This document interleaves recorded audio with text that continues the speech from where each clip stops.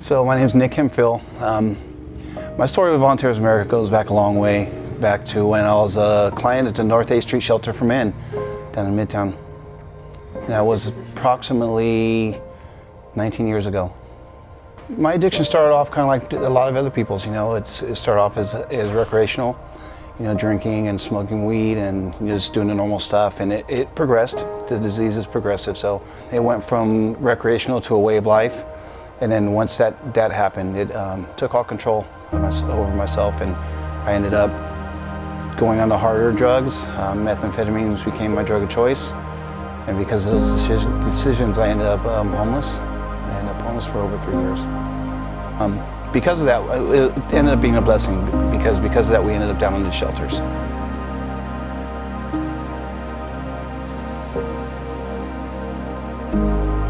I didn't have a driver's license, I didn't have a vehicle, I hadn't worked in years, I was disconnected from my family.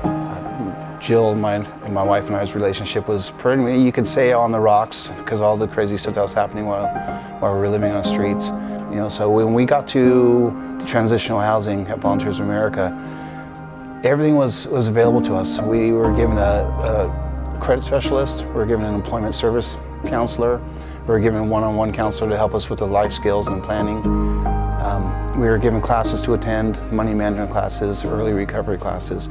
And the biggest thing about it is we were given a community of people who were just like us, that were trying to improve their lives as well. So the networking started. And we started to hang around, instead of hanging around people who were using, we were hanging around addicts who were in recovery. And that's what changes everything for us.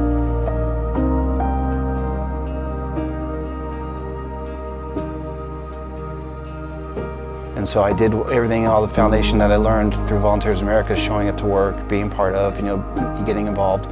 I continued to progress in that.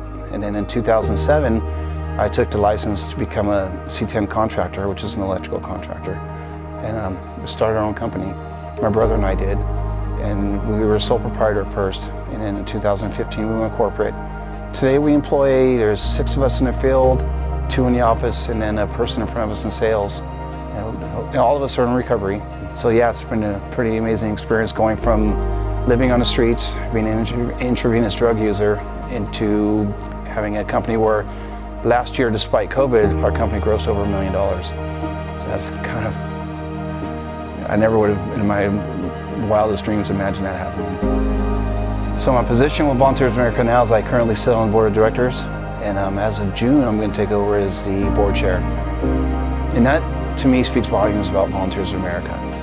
13 years after I graduated the last program, they still have my contact information. They still know what's going on in my life, and to even get a hold of me to ask me to sit on the board of directors, it was a pretty amazing experience.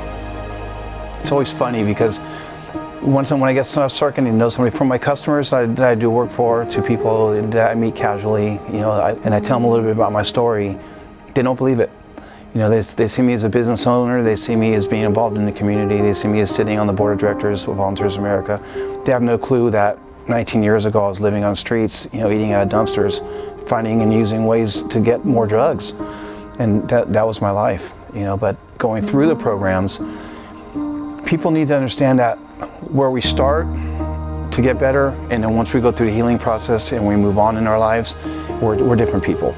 So even though the homeless population is growing, the amount of people who are finding recovery or through finding care for their mental health or whatever it was that got them to living on the streets, we move forward and we move it back into society and things change for us.